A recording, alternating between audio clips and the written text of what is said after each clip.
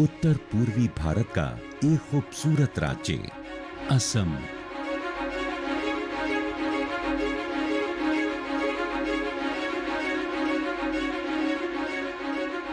असम की राजधानी गुवाहाटी से लगभग 2 घंटे की दूरी पर है जिला मोरीगांव और इस जिले की पहचान बन चुके हैं भुरबंदा गांव के हिरेन शर्मा, जिन्होंने कृषि और पशुपालन को अपने 30 साल दिए हैं और संघर्ष की स्याही से अपनी सफलता की कहानी खुद लिखी है।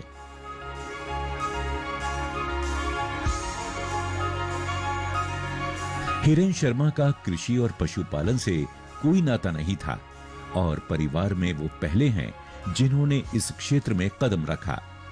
जैसे जैसे वो आगे बढ़ते रहे, उनकी दिलचस्पी पशुपालन और खेत खलियानों के बीच पनपने लगी और आज वो पूरी तरह से खेतों में रम गए हैं। कृषि का दामन थाम वो खुद भी आगे बढ़ रहे हैं और दूसरों को भी साथ लेकर चल रहे हैं। मुख्य रूप से पशुपालन करने वाले हिरेन शर्मा मछली पालन और सीजनल खेती भी करते हैं। बचपन में मैंने भुरबंदा मध्य अंग्रेजी विद्यालय से अपने शिक्षा के जीवन की शुरुआत की थी। उसके बाद मैं औगुड़ी हाई स्कूल में चला गया। 1973 में वहीं से मैट्रिक पास की और मोरीगांव कॉलेज में दाखिला लिया। वहां से मैंने ग्रेजुएशन किया। ग्रेजुएशन के बाद मैंने कुछ काम करने की योजना बनाई ताकि मेरा घर चल सके। इसके लिए मैंने नौकरी की तलाश शुरू कर दी। जहां भी जाता मैं लोगों से मिलता और नौकरी के लिए उनसे बात करता। मेरे दिमाग में सिर्फ एक ही चीज चल रही थी कि किसी तरह मुझे जल्दी से जल्दी काम मिल सके। स्नातक होने के बाद हिरेन शर्मा को नौकरी भी मिल गई थी। वो खेल कूद में भी अच्छे थे। उनकी रुचि क्रिकेट, फुटबॉल और वॉलीबॉल में थी। खेल कूद में दिलचस्पी की वजह से उन्हें एयरफोर्स में नौकरी मिली, जिसके लिए उन्होंने बंगलुरु में 6 महीने की ट्रेनिंग भी की, लेकिन उनका वहां मन नहीं लगा और वो वापस आ गए। उसके बाद उन्हें एक फिशरी कंपनी में फिशरी डेमोन्स्ट्रेशन का काम मिला, पर उस वक्त राज्य के हालात आतंकवादी गतिविधियों की वजह से ठीक नहीं थे, इसीलिए हिरेन ने वो नौकरी भी नहीं की। उस समय थोड़ा दुख भी हुआ क्योंकि 2 नौकरी मेरे हाथ से निकल गई थी। उसी समय मैंने सेल्फ एम्प्लॉयमेंट जनरेट करने के इरादे से एक फार्म खोलने के बारे में सोचा और उसी समय मुझे नीलोत्पल कार्तिकी सर भी मिल गए। उन्होंने वेटरिनरी डिपार्टमेंट की तरफ से मेरे लिए प्रशिक्षण की व्यवस्था की। वहां पर हर चीजों का प्रशिक्षण दिया जाता था, गोबर उठाने से लेकर घास काटने तक का। इस काम को लेकर मेरे अंदर एक उत्साह बढ़ने लगा था। मुझे ये काम अच्छा लगने लगा था। फिर मैंने अपना पूरा ध्यान इस काम पर लगा दिया। हिरेन ने मुर्गी पालन और सुअर पालन का काम शुरू किया, पर इस काम की वजह से उन्हें लोगों का विरोध झेलना पड़ा। इसी विरोध की वजह से हिरेन ने कुछ समय बाद सुअर पालन का काम भी बंद कर दिया। हिरेन का मानना है कि सुअर पालन एक फायदेमंद व्यवसाय है, जिसे उन्हें लोगों के विरोध की वजह से बंद करना पड़ा। हिरेन ने मुर्गी पालन का काम जारी रखा और साथ में गौ पालन का काम भी किया।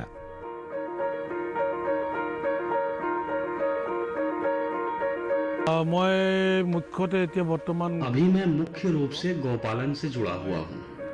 उससे पहले एनिमल हस्बेंड्री सेक्टर के अंतर्गत मुर्गी पालन करता था और सुअर पालन भी करता था, पर अभी पूरी तरह से मैं गौपालन करता हूँ। इसके अलावा मैं खेती भी करता हूँ। धान, सरसों इत्यादि सीजन के हिसाब से अलग अलग तरह की खेती करता हूँ। मेरे पास एक बड़ा सा तालाब भी है, उसमें मैं मछली पालन भी करता हूँ। ये सब काम करके मुझे बेहद खुशी मिलती है। मैंने भले ही कई नौकरी छोड़ी, पर जिस तरह की खुशी इस काम को करके मुझे मिलती है वो पहले ना थी। मुर्गी पालन और गौ पालन के साथ उन्होंने खेती की। वर्षों की उनकी मेहनत रंग लाई। उनके व्यवसाय की गाड़ी तेज रफ्तार से चल पड़ी और वो सफल हुए। अपने इस सफर में उन्होंने दूसरों को भी शामिल किया। वो चाहते हैं कि ज्यादा से ज्यादा लोग कृषि और पशुपालन के व्यवसाय से जुड़कर अपना भविष्य बनाएं, ताकि जिन कठिनाइयों का सामना उन्हें करना पड़ा वो दूसरों को ना करना पड़े। पहले खासकर जब मुर्गी और सुअर पालन करने का फैसला किया तो मुझे बहुत विरोध का सामना करना पड़ा था। समाज के कुछ नियम थे और मैं जाति का ब्राह्मण हूँ। बहुत असुविधा का सामना करने के बावजूद मैंने मुर्गी पालन और सुअर पालन किया। कुछ दिनों के बाद मैंने सुअर पालन का काम छोड़ दिया और सिर्फ मुर्गी पालन ही करने लगा। पर हाल ही में मेरी बेटी की शादी के समय ये विरोध बहुत ज्यादा बढ़ गया और मैंने मुर्गी पालन का काम भी छोड़ दिया। अब मैं सिर्फ गौ पालन का काम ही करता हूँ, साथ ही खेती करता हूँ और मछली पालन का काम भी करता हूँ। इन सब से मेरी अच्छी आमदनी हो जाती है। अपने व्यवसाय से हर महीने हिरेन अच्छा मुनाफा कमा लेते हैं। इसी व्यवसाय से हिरेन ने अपनी 2 बेटियों और 1 बेटी को अच्छी शिक्षा दी है। 1 बेटी की शादी भी की है। उनकी दूसरी बेटी सिविल सर्विसेज की तैयारी कर रही है। पिछले 30 सालों में धीरे धीरे हिरेन अपनी डेयरी के व्यवसाय को एक सफल मुकाम पर लेकर आए हैं। डेयरी का ये काम उनके घर का हर सदस्य अच्छी तरह से कर लेता है, फिर चाहे वो दूध निकालना हो या पशुओं को नहलाना। ये दूध का व्यापार हम लोगों को बचपन से ही मिला था, क्योंकि जब हम छोटे थे हमारा भैंसों का तबेला था। हमारा ज्यादातर वक्त उसी तबेले में काम करके गुजरता था। कभी हम भैंसों को घास खिलाने ले जाते थे, कभी उसे नहलाते थे, कभी तबेले की साफ सफाई करते थे। शायद बचपन में किए गए उस काम की वजह से ही आज मेरी रुचि गौपालन और दूध व्यापार में है और इसीलिए आज मैं दूध का व्यापारी बन गया हूँ, जिसे सफलतापूर्वक मैं चला रहा हूँ। अब मैं इसे और बढ़ाना चाहता हूँ। हिरेन का जीवन आज भले ही सुख और समृद्धि से भरा हो, पर यह स्थिति पहले ऐसी नहीं थी। हिरेन ने संघर्ष का एक लंबा अंधेरों से भरा रास्ता तय किया है इस मुकाम तक पहुंचने के लिए।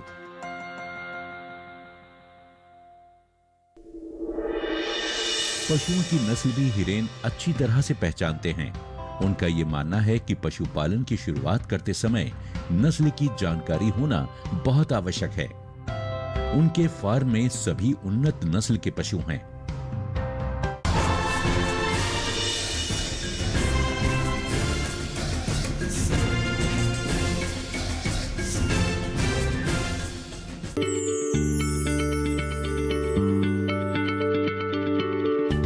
क्या आप किसी बीमारी से परेशान हैं? चाहते हैं डॉक्टर की सलाह? तो हम हैं आपके साथ। बताएंगे आपको जीने की राह। समस्याएं आपकी, समाधान देश के मशहूर विशेषज्ञों के। घर बैठे बात करें देश के जाने माने डॉक्टरों से।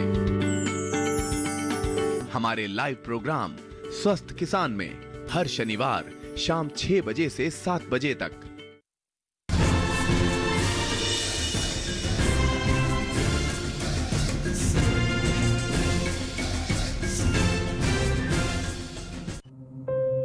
हिरेन के 2 भाइयों की मृत्यु उनके बचपन में ही हो गई थी। कुछ समय के बाद उनके पिता की भी मृत्यु हो गई। अपने परिवार में वो अकेले कमाने वाले बचे थे। उनका और उनके परिवार का हर दिन मुश्किलों भरा गुजर रहा था, पर हिरेन ने हार नहीं मानी। 1990 में उन्होंने नाबार्ड से लोन लेकर 2 गाय, कुछ मुर्गियां और सुअर के साथ इस फार्म की शुरुआत की। 1990 में मैंने वेटनरी विभाग की तरफ से रानी में स्थित फर्म मैनेजमेंट ट्रेनिंग सेंटर से गौपालन, मुर्गी पालन और मछली पालन में 6 महीने की ट्रेनिंग ली थी। उसके बाद उन लोगों की ही देखरेख में मैंने ये काम शुरू किया और तब से मैं गौपालन कर रहा हूँ। ट्रेनिंग से मुझे काफी फायदा हुआ। मैंने नई नई तकनीक के बारे में काफी कुछ सीखा जिसे मैं अपने काम में इस्तेमाल में ला रहा हूँ और मुझे फायदा भी हो रहा है। पशुपालन का व्यवसाय शुरू करने के बाद हिरेन की मुश्किलें कम नहीं हुई। जानकारी के अभाव से व्यवसाय में नुकसान होने लगा। फिर धीरे धीरे उन्होंने जानकारी इकट्ठा की और अपने व्यवसाय को पटरी पर लाने लगे। पशुपालन में 2 मुख्य बातों पर हिरेन जोर देते हैं। पहला उनका खान पान और दूसरा उन्हें बीमारी से बचाना। दोनों ही बातों का हिरेन खास ख्याल रखते थे। पहले कम जानकारी होने की वजह से मेरा बहुत नुकसान हुआ। फिर धीरे धीरे जब जानकारी बढ़ने लगी तब मुझे अलग अलग गायों के बारे में मालूम पड़ने लगा। उनमें होने वाली अलग अलग बीमारी के बारे में मुझे मालूम पड़ा, जिसके लिए मैंने अलग अलग तरह के प्रशिक्षण लिया। लेकिन मुख्य बात थी साफ सफाई। इसलिए हम हर दिन सुबह 4 बजे दूध निकालते थे, फिर दाना डाल के हर एक गाय को हम नहला देते थे। इस सिस्टम को मैंने अपने फार्म में नियमित रूप से लागू कर दिया, जिससे मेरा नुकसान कम होने लगा और आमदनी बढ़ने लगी। हम जितना हो सके अपने फार्म में साफ सफाई का ध्यान रखते हैं, फिर चाहे वो जगह की साफ सफाई हो या फिर पशुओं की। पशुओं की नस्ल भी हिरेन अच्छी तरह से पहचानते हैं। उनका ये मानना है कि पशुपालन की शुरुआत करते समय नस्ल की जानकारी होना बहुत आवश्यक है। उनके फार्म में सभी उन्नत नस्ल के पशु हैं। हिरेन हर रोज लगभग 120 लीटर दूध बेचते हैं, यानी हर रोज वो लगभग 6000 का दूध बेच देते हैं। अभी मेरे पास 3 प्रकार की गाय हैं, जर्सी, क्रॉस जर्सी और एक और जिसे HF कहते हैं। उसकी क्रॉस और प्योर दोनों हैं। साथ ही मेरे पास अभी 3 बछियां भी हैं। अभी मेरे पास जो गाय हैं वे लगभग 17 से 20 लीटर दूध देती हैं। हम इनके खान पान का पूरा ध्यान रखते हैं। किसी भी तरह की बीमारी होने पर तुरंत डॉक्टर से सलाह मशवरा करते हैं। प्रशिक्षण में इस चीज का पूरा ध्यान रखा गया ताकि आगे चल के किसी तरह की कोई दिक्कत ना हो और हम बड़े नुकसान से बच सकें। हिरेन शर्मा ने आसपास के छोटे पशुपालकों को इकट्ठा किया और एक संगठन बनाया, जहां आसपास के पशुपालक दूध और उससे बनने वाले उत्पाद लाकर बेचते हैं। हिरेन का जोर दूध से ज्यादा उसके उत्पादों पर है, जैसे पनीर, क्रीम, दही इत्यादि। उनका मानना है कि दूध के उत्पादों में दूध से ज्यादा मुनाफा होता है। पहले हम मिडलमैन को देते थे, अभी हम लोगों ने मिलकर एक ऑर्गेनाइजेशन बनाया है। इससे हमें सीधा बिक्री करने की या खरीदने की सुविधा मिली है। पहले नुकसान होता था। दूध प्रति लीटर 30 रुपए बेचते थे, लेकिन जब से DRDA के तरफ से DC के जरिए हमें ये आउटलेट मिला है, हम प्रति लीटर 50 रुपए करके बेच रहे हैं, यानी 20 रुपया प्रति लीटर ज्यादा मिल रहा है। डायरेक्ट सेल करने से हमारा फायदा हुआ है। इससे छोटे पशुपालकों को फायदा तो हुआ ही है, उन्हें प्रोत्साहन भी मिला है। हिरेन शर्मा का मानना है कि उनके और उनके आसपास के पशुपालकों को आगे बढ़ाने में पशु चिकित्सक नीलोत्पल काकती का काफी योगदान रहा है। उन्होंने हर कदम पर उनकी मदद की है। उनकी मदद से ही हिरेन ने एक दूध उत्पादन के लिए कोऑपरेटिव सोसाइटी का गठन किया, ताकि वो दूसरे पशुपालकों की मदद कर सकें। पशु चिकित्सक नीलोत्पल की मदद से हिरेन ने मरीगांव जिले के ज्यादातर पशुपालकों के आगे बढ़ने में उनकी मदद की। शुरुआत में हिरेन शर्मा एक बेहतरीन किसान थे। वो खेत परिचालना समिति के सचिव भी थे।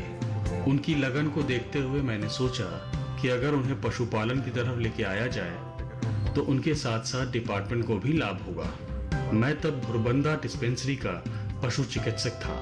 हिरेन शर्मा को मैंने वहां बुलाया और बात की। उन्होंने डेयरी फार्मिंग के लिए इच्छा जाहिर की। तब तक उन्होंने पहले से कुछ इंतजाम कर रखा था। ये हमारे लिए अच्छी बात थी। हमने उनको प्रशिक्षित किया और फिर जैसे हमने सोचा था वो होने लगा। उन्होंने एक फार्म की शुरुआत की। पशुपालकों को आगे बढ़ाने के लिए पशुपालन विभाग हर मुमकिन कोशिश कर रहा है। उन्हें उनके व्यवसाय को बेहतर बनाने के लिए हर तरह की सुविधाएं मुहैया करा रहा है। इसके लिए पशुपालकों को हर तरह का प्रशिक्षण भी दिया जा रहा है। साथ ही उन्हें नाबार्ड से लोन भी दिलाया जाता है। उन्होंने अपने आप 3 गाय से शुरू करके बाद में मेरी निगरानी में 20 गाय तक बढ़ाया। उसके बाद हमने पशुपालन विभाग की तरफ से उन्हें 14,000 रुपए का लोन भी दिलवाया, जिसका एक हिस्सा ऋण था और बाकी सहायता। उनकी मेहनत और लगन साफ दिखाई दे रही थी और सफलता भी। हमारे द्वारा मिले प्रशिक्षण का उन्होंने अपने फार्म में एक बेहतर तरीके से इस्तेमाल किया। दिन ब दिन उनका मुनाफा बढ़ता जा रहा था। इससे हमें खुशी मिल रही थी। हिरेन की जिंदगी भर की कमाई सिर्फ उनकी सफलता ही नहीं, कई ऐसे लोग भी हैं जिन्हें हिरेन ने दुखों के रास्ते से निकाला और उन्हें व्यवसाय से जोड़ा। और कुछ लोग ऐसे भी थे जो हिरेन के काम से प्रेरित हुए और आगे बढ़े। हिरेन की एक कमाई ये भी है। हिरेन का परिवार हर तरह से उनको प्रोत्साहन देता है। हिरेन कई तरह के सामाजिक कार्यक्रमों में हिस्सा लेते हैं ताकि समाज में हर तरह से सुधार हो सके।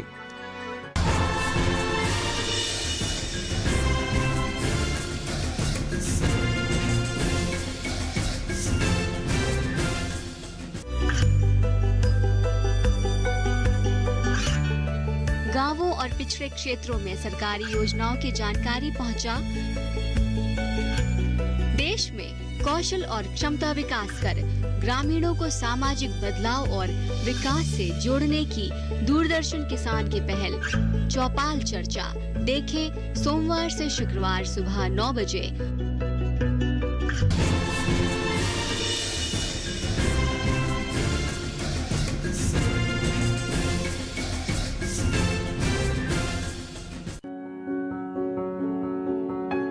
हिरेन शर्मा ने कई पशुपालकों की मदद की। सोनाराम बनिया उन्हीं में से एक हैं। पहले सोनाराम शहर में पारंपरिक आभूषणों का व्यवसाय करते थे। फिर अपने पिता की बीमारी की वजह से सब छोड़कर वापस गांव आ गए और कुछ दिन ऑटो भी चलाया। शादी के बाद उन्होंने ऑटो चलाना छोड़ दिया और खेती शुरू की। पर 2016 में आई बाढ़ में उनका पूरा फार्म बह गया। उसके बाद हिरेन की मदद से सोनाराम ने 2018 में फिर से जैविक खेती की शुरुआत की। इसमें कृषि विज्ञान केंद्र ने भी उनकी काफी मदद की। 2019 में एक बार फिर से बाढ़ ने सोनाराम के खेतों को नुकसान पहुंचाया, पर सोनाराम ने हार नहीं मानी और उसे दोबारा सफलतापूर्वक स्थापित कर दिया। आज सोनाराम इससे अच्छी आमदनी कर रहे हैं। 2019 में सोनाराम को कृषि विज्ञान केंद्र द्वारा नेशनल अवार्ड से सम्मानित किया गया था। खेती के क्षेत्र में जब मैंने कदम रखा तो सबसे पहले हिरेन शर्मा जी से मुलाकात हुई। पहले रूप बिहारी में मेरे जो खेत थे वहां मैंने धान की खेती शुरू की। उसके बाद मेरे और 3 दोस्त विक्रम सरकार, धनमणि डेका और विनय पात्र के साथ मिलकर एक मुर्गी फार्म की शुरुआत की। मुर्गी फार्म के साथ साथ मैंने सुअर पालन का भी काम किया। साथ ही फिशरी में भी हाथ आजमाया। अब मैं कंपोजिट फार्मिंग करता हूँ और एग्रीकल्चरल डिपार्टमेंट से भी हमको सपोर्ट मिल रहा है। मैं इस काम से बहुत खुश हूँ। मुझे इसमें अच्छी जानकारी हो चुकी है, जिसकी वजह से मुझे अच्छा मुनाफा मिल जाता है। हिरेन शर्मा के साथियों में एक नाम कोबिंद्र देखा का भी है, जो उनके साथ पिछले 30 सालों से हैं। कोबिंद्र सोनाराम के साथ खेती करते हैं। हिरेन शर्मा और कोबिंद्र एग्रीकल्चरल मैनेजमेंट एसोसिएशन में एक साथ काम करते थे। हिरेन से प्रेरित होकर कोबिंद्र पशुपालन करने लगे, जिससे साल में वो अच्छी कमाई कर लेते हैं। अभी सुअर का फार्म है, ब्रॉयलर का फार्म है, फिशरी भी है और ये जो देख रहे हैं यहाँ शाक तरकारी और सेब, बेर और ऑर्किड उगाया है। छात्र अवस्था से ही मैं खेती से जुड़ा हूँ। मेरे पिताजी के पास लगभग 50 बीघा जमीन थी। तब से हम लोग कृषि के साथ जुड़े हुए हैं। हिरेन शर्मा को मैं 1993 से जानता हूँ। खेत परिचालना समिति के जरिए हमारी पहचान हुई थी। मैं उनसे 1 साल सीनियर हूँ। मैंने उनसे काफी कुछ सीखा है। वो एक प्रगतिशील किसान है। उनके साथ मिलकर सुनाई एफपीओ की स्थापना की। उनकी ही निगरानी में एक और इंडस्ट्रियल एसोसिएशन का भी गठन किया है। हिरेन का परिवार हर तरह से उनको प्रोत्साहन देता है। हिरेन कई तरह के सामाजिक कार्यक्रमों में हिस्सा लेते हैं ताकि समाज में हर तरह से सुधार हो सके।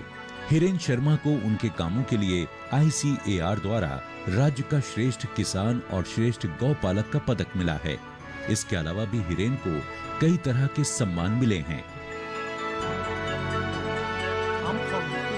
गाय का जो फार्म है उसकी देखभाल पूरी तरह से मेरा परिवार करता है। इसके अलावा बाकी हर काम में मेरा परिवार मेरी पूरी सहायता करता है। मरीगांव जिले के श्रेष्ठ किसान और गौपालक के तौर पर 2019 में मुझे एक अवार्ड भी मिला है। इस तरह के सम्मान से एक किसान का मनोबल बढ़ता है। हिरेन शर्मा का मानना है कि कृषि व्यवसाय को करके देश के युवा एक बेहतर भविष्य बना सकते हैं। वो खुद को एक उदाहरण बताते हैं।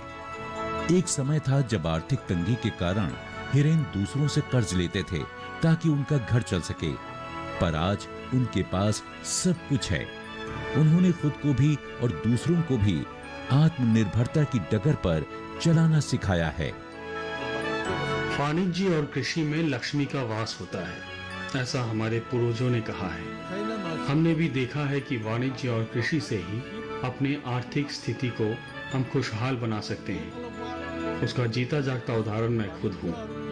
मैं एक समय में साइकिल के दोनों तरफ 2 बड़े बर्तन में भरकर दूध ले जाता था, घर घर बेचता था। करते करते आज मेरे पास गाड़ी हो गई है। अब मुझे साइकिल से नहीं जाना पड़ता। मेरी आर्थिक स्थिति पहले से बहुत बेहतर हुई है। अगर कोई भी किसान अपने मन में ठान ले कि उसे खेती में या पशुपालन में आगे बढ़ना है और पूरी जानकारी हासिल करने के बाद वो अपने काम को अच्छे से करे, उसे सफल होने से कोई नहीं रोक सकता, ऐसा मेरा मानना है।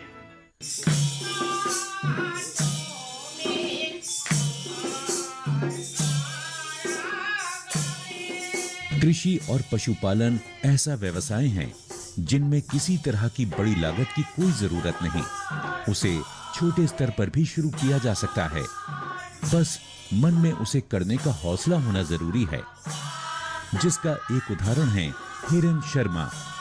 अगर देश के युवा इस व्यवसाय को आधुनिक तरीके से करें तो न सिर्फ उनके आर्थिक विकास को बल्कि देश के आर्थिक विकास को भी गति मिलेगी।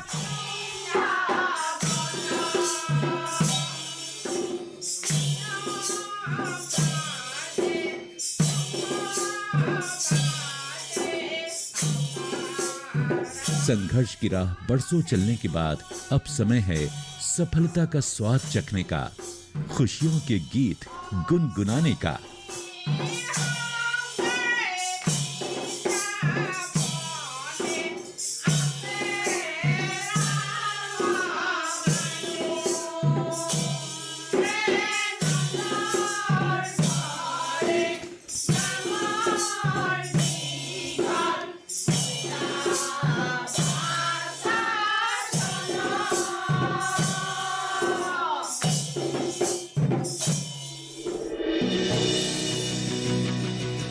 मोदी जी जैसे कहते हैं मैं किसान की आय 2022 तक दुगनी करूंगा। दुगनी के तो बात छोड़ो, मैं इसमें 20 गुनी भी निकाल सकता हूँ, इतनी मत रखता हूँ, क्योंकि इसमें इतना करने के बाद भी 80% और भी जगह अभी शेष बची है। इसमें से आगे खुद रास्ते मिल गए, क्योंकि मैं जमीन के साथ जुड़ के काम कर रहा हूँ ना।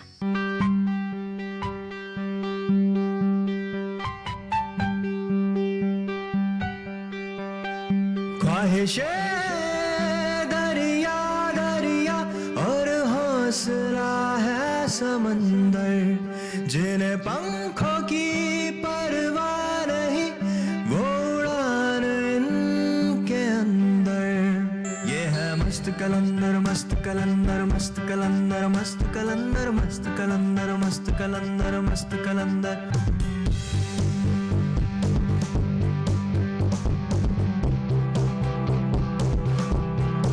ना डर कोई, ना फिक्र कोई, ना बंधन का है चक्कर, जिन्हें पंखों की परवाह नहीं, वो उड़ान इनके अंदर। ये है मस्त कलंदर, मस्त कलंदर, मस्त कलंदर, मस्त कलंदर, मस्त कलंदर, मस्त कलंदर, मस्त कलंदर।